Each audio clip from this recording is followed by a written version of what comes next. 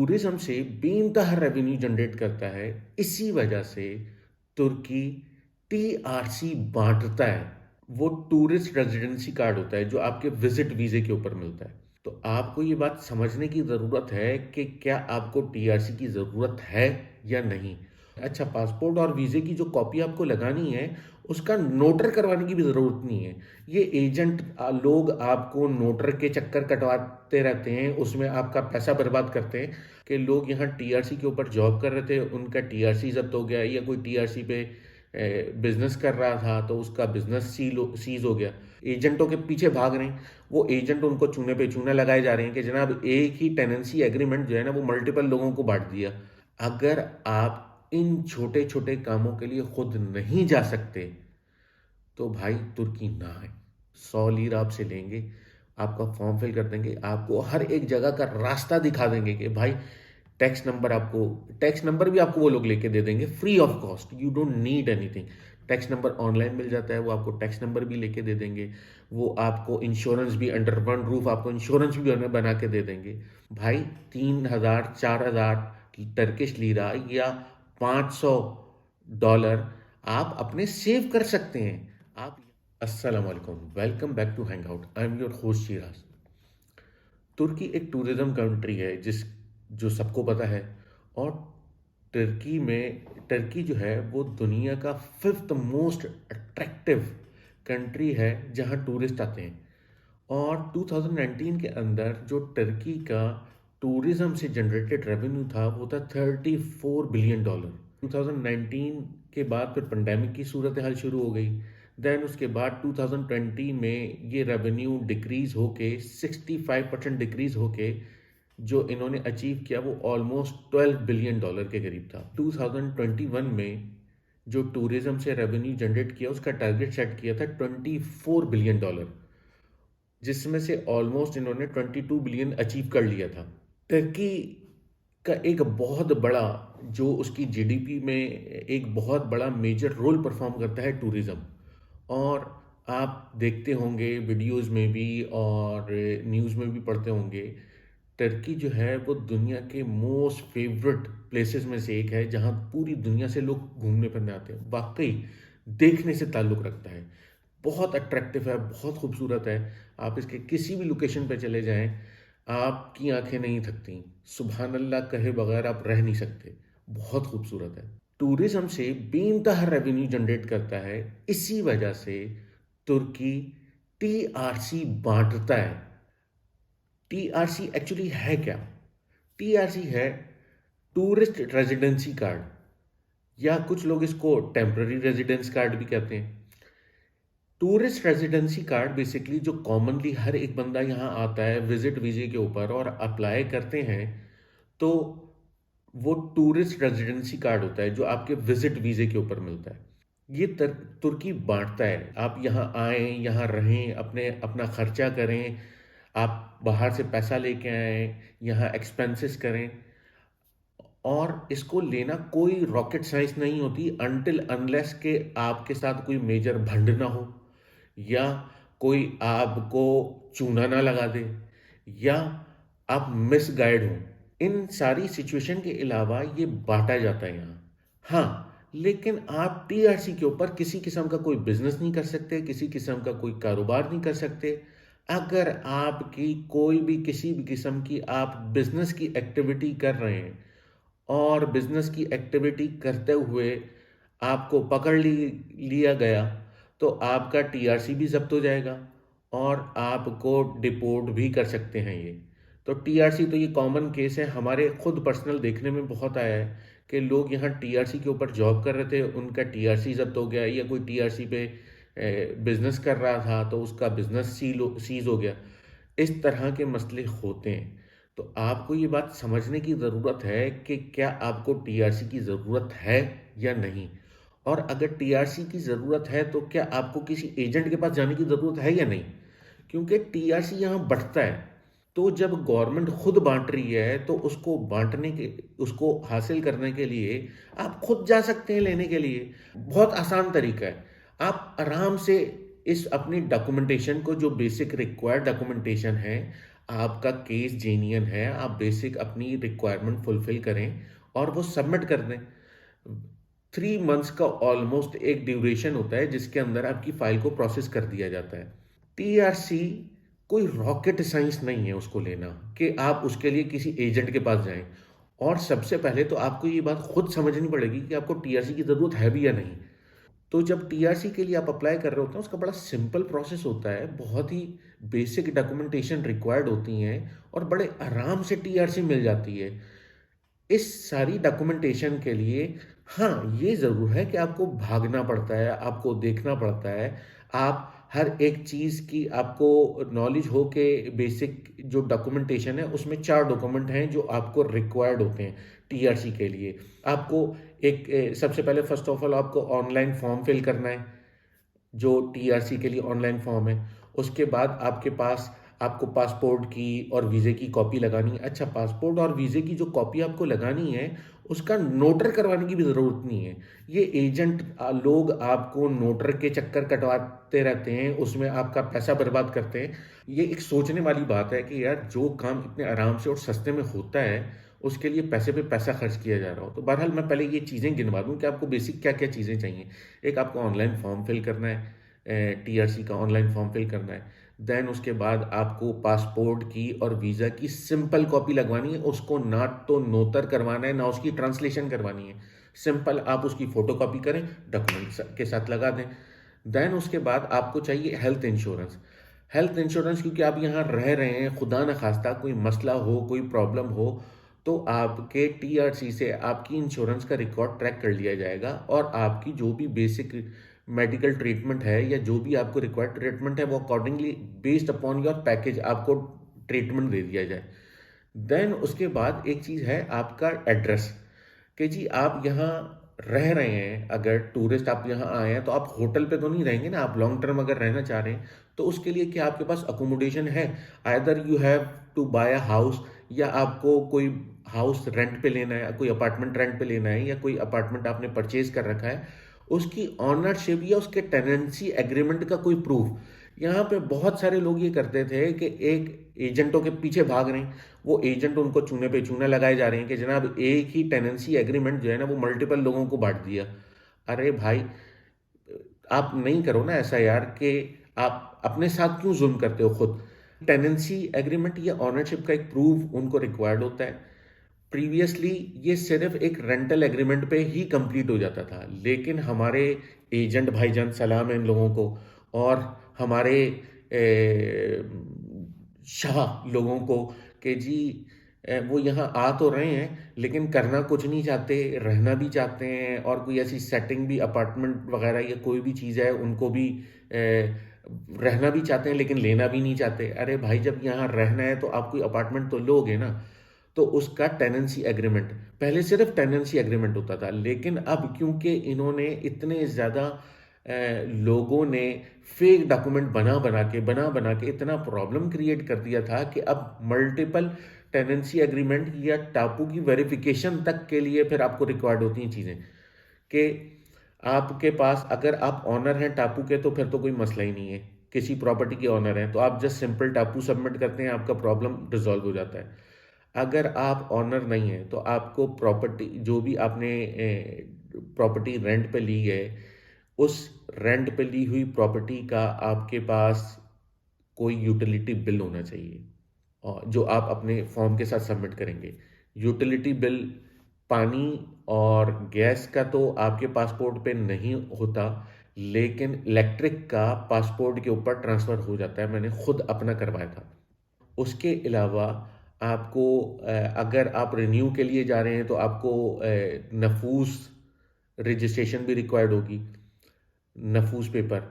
और अगर आपने टेनेंसी, जैसे टेनेंसी एग्रीमेंट आपने लिया हुआ था, तो उस टेनेंसी एग्रीमेंट का आपको रिक्वायर्ड हो सकता है कि आपको नुमारा ताज भी सबमिट करवाना।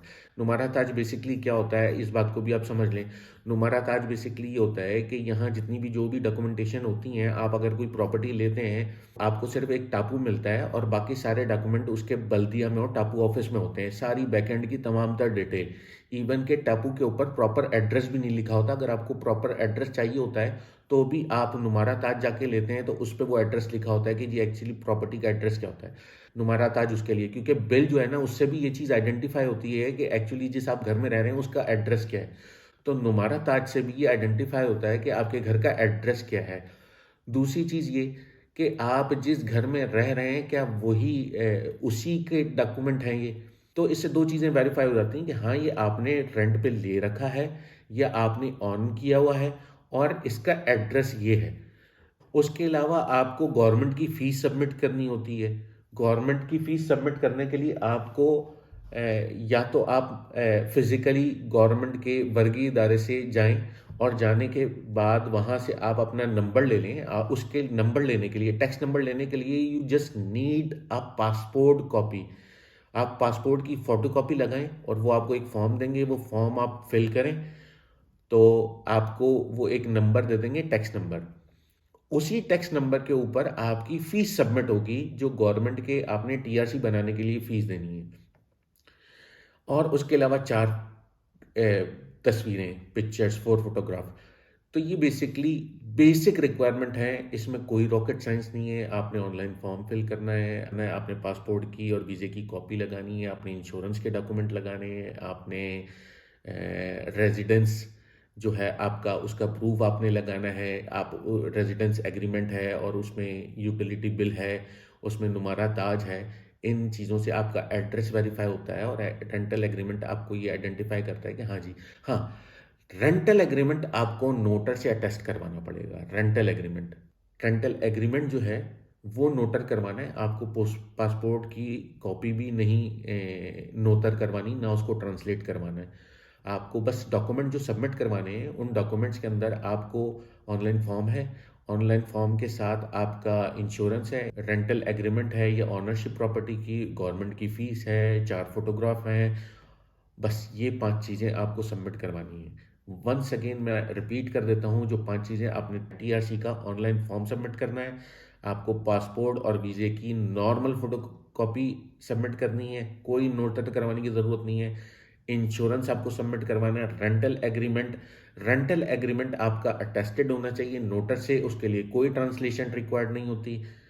एड्रेस का प्रूफ सबमिट करवाना होता है जिसके लिए सपोर्टिंग डॉक्यूमेंट होते हैं आपकी, यूटिलिटी बिल हो गया, नुमारा ताज हो गया। ये आपको जो भी आप प्रॉपर्टी रेंट पे लेंगे वही वो प्रॉपर्टी वाला ही आपको नुमारा ताज देगा, प्रॉपर्टी ओनर, उसके अलावा कोई और नहीं दे सकता। अब आप ये सोचें कि अगर एक प्रॉपर्टी के नुमारा ताज उसने 100 लोगों को बांट रखे हैं तो कभी भी आपके साथ डिजास्टर हो सकता है। इस बात को समझना बहुत ज़रूरी है। तो क्योंकि जब आप जाते हैं नुमारा ताज लेने के लिए तो वो आपके पासपोर्ट की कॉपी, ऑनर के पासपोर्ट की कॉपी, एप्लीकेशन का फॉर्म, ये 3 चीज़ें आपसे रिक्वायर्ड करते हैं नुमारा ताज देने के लिए। और आपने आपने रेंट पे दिया है या आपके इस आप अगर आपने रेंट पे दिया है तो आपको वहाँ पे आपका रेंटल एग्रीमेंट भी दिखाना पड़ेगा आपको कि जी ये हमारा रेंटल एग्रीमेंट था, तो ये नुमारा ताज इनको दे दें आप। तो ये आपको चीज़ें बेसिक 5 डॉक्यूमेंट रिक्वायर्ड हैं। ये इसमें कोई रॉकेट साइंस नहीं है। आप यहाँ आए, अगर आके रह रहे हैं तो आपको रहने के लिए जाहिर सी बात है एक घर चाहिए। वो घर आप लेंगे। हेल्थ का आप इंश्योरेंस करवाएंगे। इंश्योरेंस की यहाँ जगह जगह ऑफिसेस अवेलेबल हैं। आजकल मैंने सुना है सिर्फ अनकरा सिकोरता ही एक्सेप्ट किया जा रहा है और वही आप करवाएं। और यूटिलिटी, अगर आप रेंट पे आपने घर लिया है तो आपको यूटिलिटी बिल्स और ये सारी चीज़ें आपकी ऑन करवानी पड़ेंगी आपको। और उसके साथ अगर आपके बच्चे हैं तो बच्चों का सिर्फ आपको बर्थ सर्टिफिकेट का ट्रांसलेशन और उस ट्रांसलेशन की नोतर से अटेस्टेशन, उसके बाद उस नोतर की अटेस्टेशन वाले ट्रांसलेटेड डॉक्यूमेंट को आपने अपनी एम्बेसी से अटेस्ट करवाना है। अगर आपके साथ बच्चे हैं तो ये बच्चे के लिए एक एडिशनल डॉक्यूमेंट रिक्वायर्ड होता है, बाकी 5 तो रिक्वायर्ड हैं ही, ये छठा एक ऐड हो जाता है मज़ीद। उसके अलावा पेरेंट्स के वीज़े और पासपोर्ट की कॉपी ये भी रिक्वायर्ड होती है, वीज़ा और पासपोर्ट की कॉपी। तो बच्चों के लिए 2-3 डॉक्यूमेंट मज़ीद ऐड हो जाते हैं पेरेंट्स के लिए। बहुत आसान प्रोसेस होता है, इसमें कोई रॉकेट साइंस नहीं होती। तुर्की वी टीआरसी बाँटता है। अगर आप इन छोटे-छोटे कामों के लिए खुद नहीं जा सकते, तो भाई तुर्की ना आएँ। क्योंकि अगर आप तुर्की आ रहे हैं, तो आपको बहुत भागना पड़ेगा। आप कितने वक़्त तक अपने साथ एक असिस्टेंट लेके घूम सकते हैं? अब आप यहाँ आएँगे, एक असिस्टेंट लेके आप घूम रहे हैं, वो असिस्टेंट आपको ट्रांसलेशन के चार्जेज़, आपको सर्विस चार्जेज़, कस्टमाइज़ सर्विस के नाम पे आपको बेहतरीन पैसे आपको कस्टमाइज़ सर्विस के नाम पे आपसे बेहतरीन फ़ीस चार्ज करेगा। भाई 3000 4000 टर्किश लीरा या $500 आप अपने सेव कर सकते हैं। आप यहाँ अगर आप आए हैं और यहाँ पैसे बाँटने के लिए आए हैं, तो फिर तो यार सलाम है आपको ना। आप घूमे फिरें, वापस चले जाएँ, फिर आएँ घूमने फिरने। अगर यहाँ घर ले रहे हैं, तो एक इतने ही पैसे हैं आपके पास, तो एक प्रॉपर वकील को हायर करें, जो आपके हर एक चीज़ को प्रॉपर्ली हैंडल करे कानूनी तरीके से। आपको कहीं जाने की ज़रूरत ही ना पड़े, और लॉयर भी कोई बहुत ज़्यादा पैसे नहीं लेता। आप लॉयर से इमिग्रेशन प्रोसेस करवाएँगे, $3000 उसकी फ़ीस है, जस्ट ओनली $3000। तो वो $3000 आप पे करें, बजाय इसके कि आप $500-800 हर टीआरसी के लिए आप उसको दे रहे हैं किसी एजेंट को, और एजेंट भी आपको ये बात बोल के कि जी हम कस्टमाइज सर्विस, हम आपकी सारे डॉक्यूमेंटेशन आपको बना के देंगे तो उसकी ये चार्जेस, हम आपके साथ जाएंगे तो उसके ये चार्जेस, हम आपको कंधे पे उठा के लेके जाएंगे इसके इतने चार्जेस, हम आपको लेटा के लेके जाएंगे उसके इतने चार्जेस, आप होटल में सोते रहें हम सारे काम करते रहेंगे उसके इतने चार्जेस। तो भाई मतलब यार, इन सारी चीज़ों को समझने की ज़रूरत है। ये पैसे आपके बच सकते हैं। और अगर आप खुद यहाँ नौकरी ढूँढने आए हैं और आपको समझ नहीं आ रहा कि आप क्या काम करें, तो भाई यहाँ बहुत सारे लोग यही कर रहे हैं। यहाँ आते हैं, जब नौकरियाँ नहीं मिलती, यहाँ देखते हैं कि यार कोई काम नहीं है। लोग जो हैं वो इधर-उधर मारे-मारे फिर रहे हैं। उन्हीं के टीआरसी बना के देते रहो और कस्टमाइज़ सर्विस के नाम पे पैसे लेते रहो। तो अगर आपके पास पैसे बहुत ज़्यादा हैं, तो उसको प्रॉपर्ली दिमाग इस्तेमाल करके प्रॉपर्ली इन्वेस्ट करें। कोई प्रॉपर्टी परचेज़ करें, कोई बिज़नेस सेटअप करें, स्मॉल बिज़नेस सेटअप करें यहाँ, उसको ग्रेजुअली इम्प्रूव करें। बहुत ह्यूज मार्केट है, इंडस्ट्रियल कंट्री है। इंडस्ट्रियलाइज़ेशन यहाँ बूम हो रही है, बहुत बड़े-बड़े इंडस्ट्रियल सेक्टर यहाँ लग रहे हैं। आप स्मॉल बिज़नेसेस स्टार्ट करें, होलसेल मार्केट्स हैं यहाँ, खुद फिज़िकली जाएँ, जाके डिस्कवर करें। अगर यहाँ आप काम और कारोबार करने आए हैं तो, वरना तो आपके पास अगर पैसा नहीं है, आपके पास कोई प्रॉपर स्किल सेट भी नहीं है, तो आप टूरिज़्म में जॉब्स ढूँढें। टूरिज़्म में वो एक बहुत अच्छी सेक्टर है न्यू के लिए, लेकिन टूरिज़्म सेक्टर के लिए you must need to know at least 3 to 5 languages. आपको उर्दू आती हो, टर्किश आती हो, इंग्लिश आती हो, एटलीस्ट 3 लैंग्वेजेस तो आपको आती हो मिनिमम। उसके अलावा जितनी ज़्यादा लैंग्वेजेस आती होंगी, उतना आपके लिए आसान है। तो बहरहाल मेरी इस वीडियो का मकसद बिज़नेस और इन चीज़ों पे डिस्कस करना नहीं था। इस वीडियो का मकसद ये था कि टीआरसी बहुत आसान प्रोसेस है, you don't need any agent. अगर आपको बहुत ज़्यादा प्रॉब्लम है, बहुत ज़्यादा प्रॉब्लम है कि यार हमें ये नहीं मालूम कि हमें कौन-कौन से डॉक्यूमेंट रिक्वायर्ड हैं, तो मैं डिस्क्रिप्शन में एक ऑर्गेनाइजेशन का नाम दे दूँगा। वो एक प्रॉपर ऑर्गेनाइजेशन है यहाँ पर, बहुत गवर्नमेंट लेवल के ऊपर एक बहुत प्रेस्टीज है इनकी। अगर आप ये समझते हैं कि यार लैंग्वेज का बैरियर है, मैं अपना फॉर्म खुद फिल नहीं कर सकता, मुझे प्रॉब्लम हो जाएगा, मुझसे गलती के चांसेस हैं, तो वो आपको ऑनलाइन फॉर्म फिल कर देंगे। उसके अलावा आपको कोई डॉक्यूमेंट अगर अटेस्ट करवाना है, तो वहीं उनके ऑफिस भी है, उनके नोतर का ऑफिस। अच्छा, ये मैं आपको बता दूं कि जो मेरी वीडियो है, ये कोई भी स्पॉन्सर्ड वीडियो नहीं है। It is just to increase your knowledge, कि आप बजाय इसके कि 8-8 10-10 हज़ार लीरा, $500 $200 पर पर्सन आप इतना खर्चा करें, इससे बेहतर है भाई 100 लीरा में आपका काम हो रहा है, वो जाके काम करवाओ। उसके बाद ऑफिस में खुद जाओ, कोई मसला नहीं है, अंदर वैसे भी किसी को जाने नहीं देते। हाँ, आप अंदर ये बोल के जा रहे हैं जी, अपना रंग बिरंगा पासपोर्ट दिखा रहे हैं, तो वो बाहर के पासपोर्ट को जाने देते हैं ना, आपको उनकी ज़बान समझ में आती है ना उनको। लेकिन जब आप फाइनल किसी एक रिप्रेजेंटेटिव के सामने खड़े होते हैं ना, तो सिर्फ आप ही खड़े होते हैं, कोई और नहीं खड़ा होता, और वो किसी और को साथ जाने भी नहीं देते अंदर। ऑफिस में आप चले जाते हैं, लेकिन ऑफिस के बाद जब किसी रिप्रेजेंटेटिव के सामने खड़े होंगे ना, तो आप अकेले ही खड़े होंगे, किसी दूसरे को वो साथ खड़े होने भी नहीं देते। तो आप अपने डॉक्यूमेंट, ये सारी चीज़ें आप बड़े ईज़िली बना सकते हैं, इसीलिए ये वीडियो थी। और बड़े आसान प्रोसेस है, you don't need any agent. अगर आप एजेंटों के चक्कर में पड़ रहे हैं, आपके पास इतनी नॉलेज नहीं है, तो भाई तुर्की इज़ नॉट फॉर यू। तुर्की में बहुत ख्वारियाँ हैं, किसी की भी वीडियो आप देख लें, हर एक बंदा ये बोलता है भाई हम जूते घिस चुके हैं बहुत यहाँ। मैं खुद पर्सनली यहाँ 2 जूते बिल्कुल घिस चुका हूँ, सोल ख़त्म हो गया उनका, नीचे से बिल्कुल फ्लैट, उनके जितने भी शेप्स थे, डिज़ाइन थे, नीचे जो सोल में बने होते हैं, वो सब घिस चुका हूँ मैं। तो ये it is not easy to survive here in Turkey.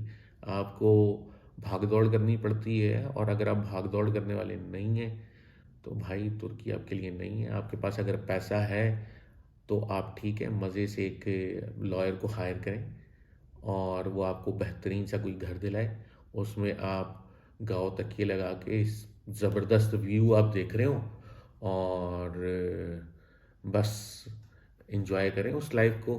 लेकिन अगर आप यहाँ काम करने के लिए आ रहे हैं, यहाँ आप कारोबार करने के लिए आ रहे हैं, अपनी फैमिली को सेट करने आ रहे हैं, तो आप खुद जाएं, हर एक काम के लिए खुद भाग दौड़ करें। जितना ज़्यादा भाग दौड़ आप खुद करेंगे, उतनी ज़्यादा आपकी डिस्कवरी होगी। जितना ज़्यादा आप यहाँ घूमेंगे, जितना ज़्यादा यहाँ आप चीज़ों को एक्सप्लोर करेंगे, उतनी ज़्यादा आपकी नॉलेज इंक्रीज होगी। और without knowledge you can not survive here in Turkey. आज की इस वीडियो के लिए इतना ही, मिलते हैं नेक्स्ट वीडियो में। अस्सलाम वालेकुम।